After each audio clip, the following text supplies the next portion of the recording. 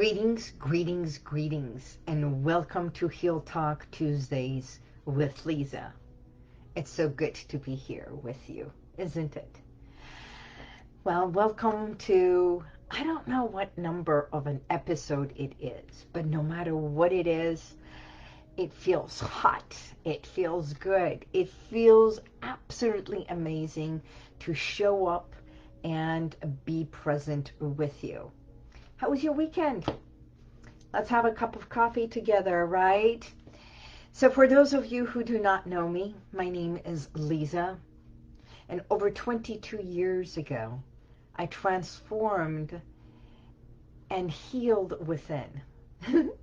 Yes, you may call, what is transformed and healed within? Well, allow me to say that over 25 years ago, I was in the field of law, wanting to be an attorney. I was thriving at a law firm, working as an assistant to an attorney, as a paralegal. And lo and behold, I had some pains, and after checking with my OBGYN, we found out that I developed my third ovarian cyst and I needed to have surgery. I went back to the law firm. The HR director asked me what happened and I shared with her what's going on. And I was distraught. I was crying. And she referred me to an acupuncturist. I'm sure you've heard about this. But allow me to say that on the second session with the acupuncturist, he gave me an article to read about the powers of the mind, the subconscious, and the powers of hypnotherapy. And I knew of a hypnotherapist very close to my city, and I called her and I started my sessions within a few days. And in less than 6 sessions, I found the culprit, the reason of why my body was developing the ovarian cysts. And I believe that I healed myself through the techniques, through the therapy that we did, through tapping into the subconscious mind. And what I didn't realize is healed within. Now, when I went back to the gynecologist a week before the surgery, and when they did the ultrasound, they could not detect it. He said, hogwash, there is no such thing. The body must have bursted, or the cyst must have burst, and you must have released it. And I said, no, this is exactly what I did. Now, is this something for everyone? Well, I like to call it, it is not a cure, but it sure is one of the most powerful tools and techniques. It is scientific of how hypnosis and tapping into the subconscious mind for you, it can benefit you. It can benefit your body. So there is a direct correlation between our mind, what happens in our environment, what happens in our psyche, what happens in our DNA, and our body. And then our emotions come and, they entice it, they add it, they just stimulate it, either for the good or for the bad. So last night, hello, my Linda. Have a blessed day. You too, my dear. Hello, Christiana. Thank you for being present. So last night on Clubhouse, I do have a club, and in my room we had over 130 people, and we were talking about habits and behaviors, and where do we go from being a social, doing something socially, to creating this habit and doing things habitually, and into where does that habitual doing something over and over tilt into addiction. So last night it was profound. We usually have our room for 90 minutes and it was almost over 2 hours and we had to stop it. And every Monday night at 8 p.m. Pacific Standard Time, you can come, if you are on Clubhouse, join us at 8 p.m. So here's my question to you. What is it that you do socially? What habits do you have that you do over and over every single day? And it's like a habitual thing. Every day you wake up, you do something habitually. I come to the office, I make coffee. The time doesn't matter when I get to the office. Here's another thing I do habitually. When I come, there's a stray cat. I make sure that while I'm making my coffee, I go and feed the stray cat with his food and water every single day. And there was a time that even I felt bad that I wasn't taking care of that cat, and weekends I would come and make sure that the food is filled with water and food. Been feeding this cat that I hardly even see, but I know he comes once in a while, every single day, I don't know what time, but has his food. So here's that habitual thing. Is it an addiction? And if we want to talk about the habits that we have, and why am I talking about it? Because hypnosis and doing the work, tapping into the subconscious, we know that, I know I have helped so many clients stop smoking, stop chewing their nails and cuticles, doing this. It's a habit, it's a habitual thing. Sometimes we do it without understanding. They can be sitting and doing this, twiddling the thumb. You know, some people just tap, others do other things with their hands. It's nervous reactions. OCD can also be corrected through hypnosis. So hypnosis is known for stop smoking, weight loss, insomnia, helping with anxiety, and definitely weight. Why? Because all of these, everything we do habitually, there is an emotional connection to our behavior. We do something, it feels good or has a good result, and we keep doing it over and over. So in a way, when we think about a habit, it can be summed up into doing something that is consistent, and it could be a variety of things, and yet we do it every single day. Every single day you wake up, you go to the toilet, and then right before you want to get your coffee or something, maybe you even brush your teeth before you leave, you shower, you brush your teeth before shower, you shower and then brush your teeth. So those are all systematic things that you do day in, day out. Where you put your keys before you walk out, where you put your purse, those are habits. You come in and you do the same thing over and over. And then it creates this pattern that you walk in expecting the same routine to be in place. When something goes off or gets off the routine, breaks your pattern, here's where it affects. There is an emotional disturbance. So it's not so much the pattern you get upset, but it's that emotional connection to the pattern. It's like you just disrupted my pattern. So if we have a habit, and I know I do the same thing, that when I focus on writing an email, and if that very moment someone comes in and asks me a question, I'm like, although I'm fantastic in multitasking, I'm focusing on the words, because words are so important to me and powerful. So as I am writing the email, if I am right in the middle, there's two things that it's possible.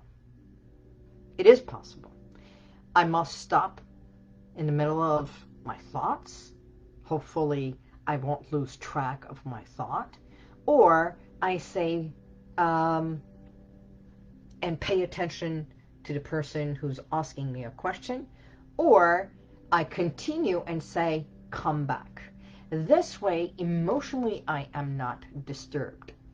And the pattern, my behavior, what I am working on continues with good results. I had a client who came in to stop smoking. And this is, oh my God, she's been gone maybe about 7-8 years ago. All these years, she knew that I help with stop smoking.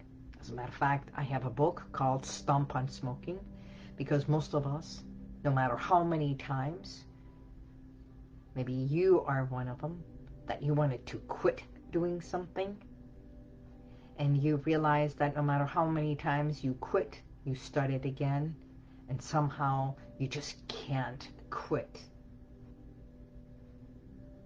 You've been trained not to be a quitter. It's been instilled in you that quitters are just quitters. And there is a negative connotation towards quitters. But when you want to do something, when you want to break a habit, when you want to stomp or stop a behavior or a habit, then it becomes a choice. It is the choice connected with the emotions, because, you know, even weight loss, when some people say, I can't lose the weight, I've done it so many times, and yet I gain it all back, and they do everything to lose the weight, and then they can't stand when they gain the weight back. So here is what happens. Loss is a very negative and a very sad thing, just like quitting. It is an emotion, it is a word that it's demeaning, it is low energy, does not motivate, it goes against moving forward, right? So when you want to do anything, I want to ask you, next time, by all means, choose, plan to create a new discipline, a new habit. To form a new habit, you need to recondition not only your mind, but the emotion connected to that. Because when you want to do something, my question comes to, why do you want to drop the weight? Why do you want to shed the weight? Why do you want, right? And you say, I want to feel good. I want to look good. I want to feel sexier. I want to feel good in my own skin. And I want my clothes that I just want to buy new clothes, or the clothes that I've had size, let's say 6 or 8, I want to fit in them and not be tight. Now, that in itself is a motivation. Instead of saying, because I don't like it, it's going to be healthier for me. Any other excuse, knowing that you already know the health ramifications. You already knew everything else. And in that, the feeling becomes so good that your body says, yes, I want that. Yes, I want that. Yes, let's do this. The emotion connected to your new habit is more important. So here's the fine line between the habit and the addiction. The addiction is, when we define it, it's people will make sacrifices just to have that one thing that they need to feel good. As a habit, if I don't have my coffee at 10 o'clock, I can have it at 11 o'clock. It's not a need. The coffee is not calling me. I need you. You need me. It's just a habit. It's just a pattern, right? So when we think about it, I want to know, if you think and you sit back, I was doing this as I was saying it, when you sit back and think about it, how many times did you say the word, I'm addicted to sugar, I'm addicted to this, or even said the word without thinking? Are you really addicted to it? Or is this a behavior that if you modify it and shift it and put a different emotion to it, that you can modify it? You know, when we tap into our subconscious mind, where it's the platform to everything, that's where everything, the magic happens. Because your subconscious mind also accepts it. It's not only the affirmations. So addiction is where the need of what, because every single thing, allow me to say, every socially, doing something socially, everything habitually, everything addictively is the feel good. Made you feel good the first time, and you want to repeat that again. It felt good the second time, third time, and then you start continuing. But there are certain things that feels good, but you no longer like it. And that is the difference.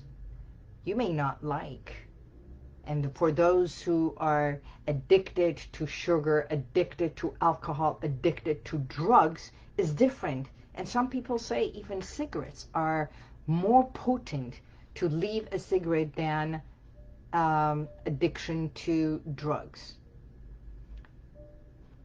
Shift the emotion to whatever it is.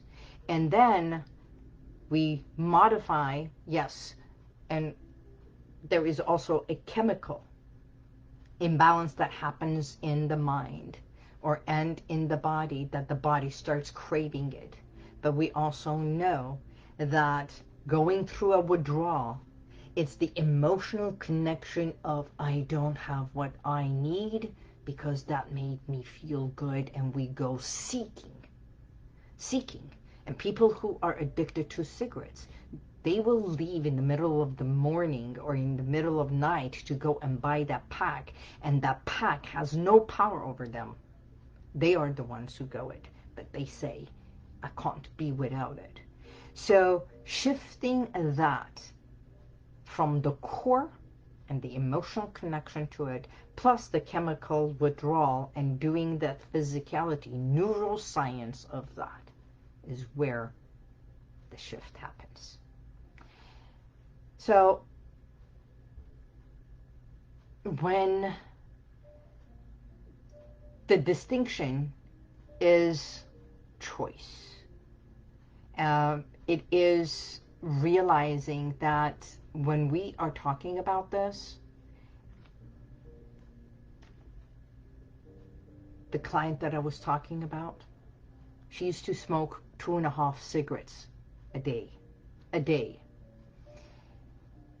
And she knew about hypnosis and me helping so many clients. But she liked the cigarette. She liked the feeling of it. She liked having the pack with her. She liked everything about smoking. But when she was diagnosed with throat cancer and the doctor said there is no way you can have the radiation while you're smoking and you must quit smoking, she made a call. She said, it's time. Let's do this. So they gave her 7 months to live. The oncologist had given her between 7 to 8 months. That's what they had estimated, because she was far off, stage 3. You know, the first session we did, we dug in. We went so deep to understanding where it started, why she started, what was her connections to smoking, why did she feel that she wanted the smoking.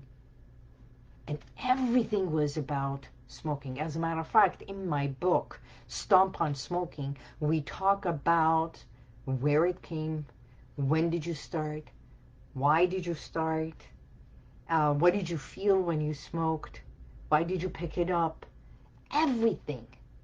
And when you don't have it, how you feel. So it literally is talking about the emotions. First session, second session, 4 days later, she comes back. From 2.5 packs down to 5. Significant in 4 days. And she had never stopped or quit smoking before. She thought that there was no way she could. Second session, she comes back. And we do the session, deeper work.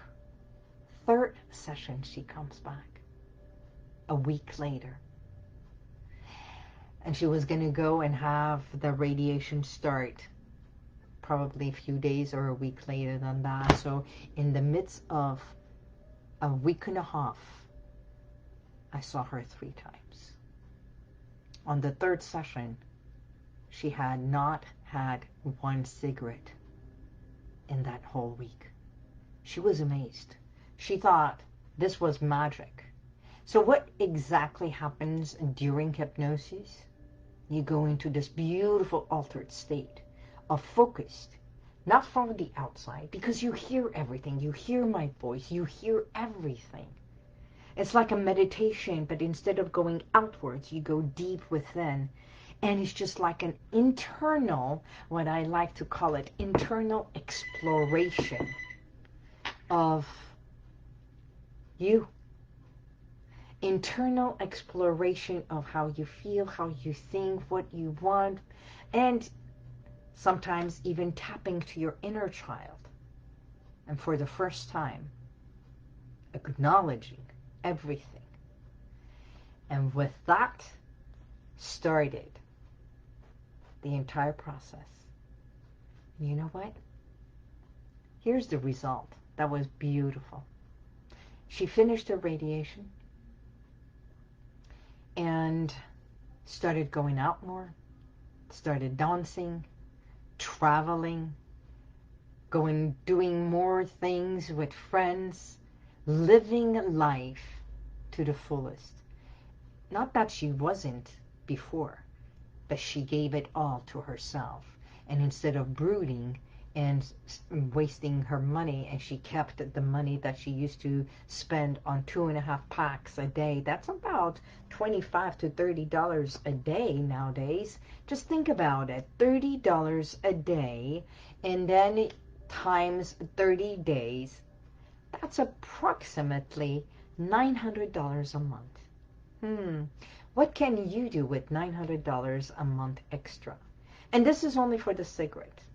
And I'm sure the ones who are addicted to other things that they spend their money on and then not feel good about it and go into this destructive loop of, ooh, I did it again. I can't do this. I can't do that.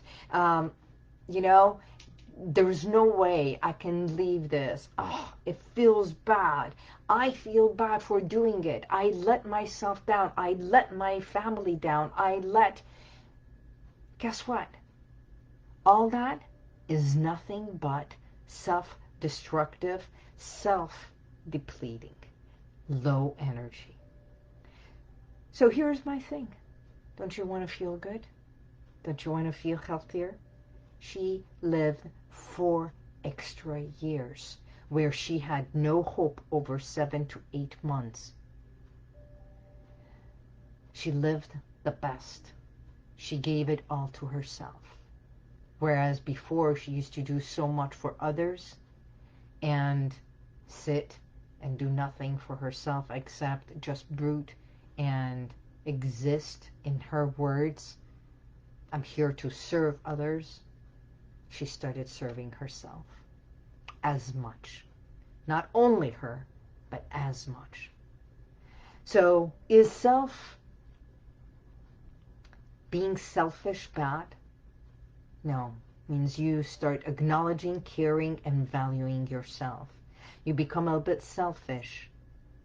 Then instead of doing everything for others, you also account you and remember that you do matter.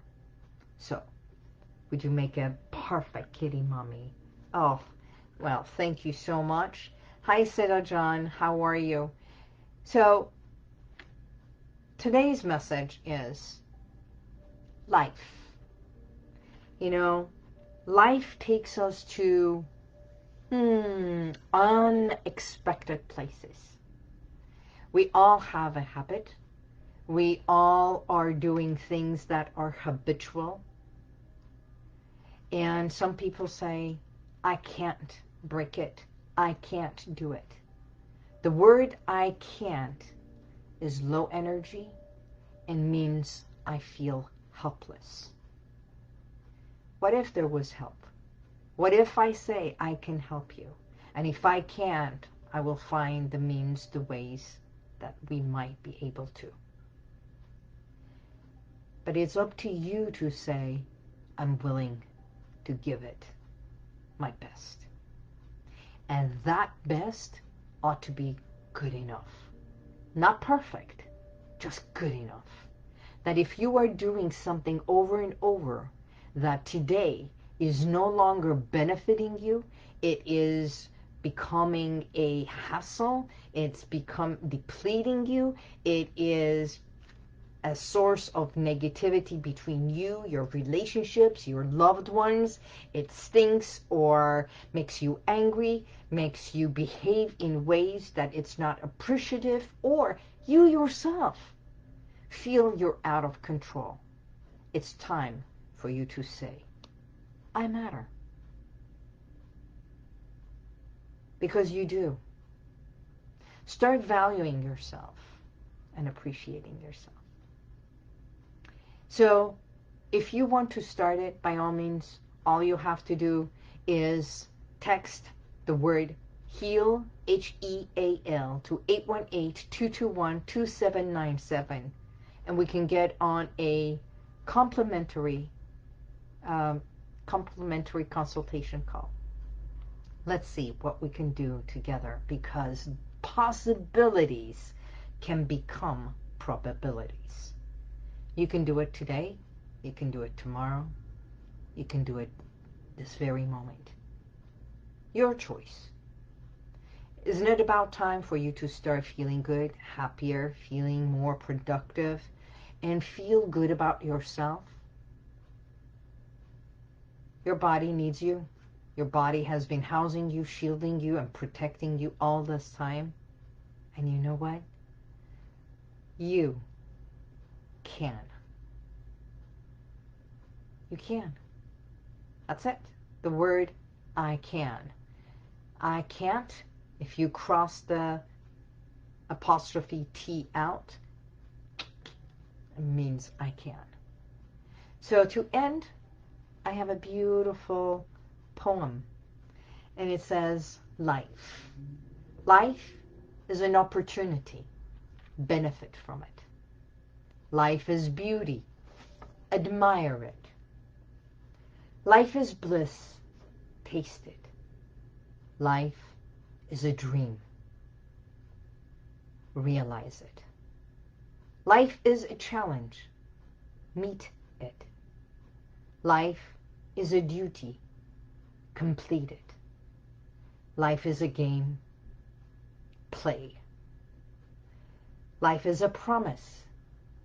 Let's fulfill it. Life is sorrow. You can overcome it. Life is a struggle. Accept it. Life is a tragedy. For some, it's about to confront it. Life is an adventure. Oh, dare it. Life is luck. Make it. Life is too precious. Stop destroying it.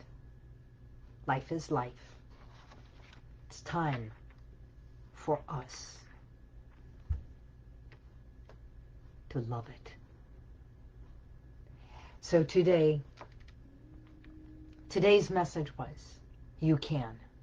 You can be doing something socially. You can be aware of your habits. You want to change a habit? Call me. It's better to feel good than anxious. It's better to be healthier than negative. It is always better to feel better inside. And when you feel good, when you feel happy, you say the same thing, you do the same thing. For those who are looking up to you, watching you, and not only that, but you become a source of motivation or even a surprise for those who thought you can't. Let's surprise them. So today, I thank you for being here. The best way to experience hypnosis is to realize you go in and out of hypnosis every single day. But with me, you do it knowingly. My name is Liza. I am here every single week. Welcome to Heal Talk Tuesday, and I will see you next week. Until then, God bless you, and may the universal light surround you.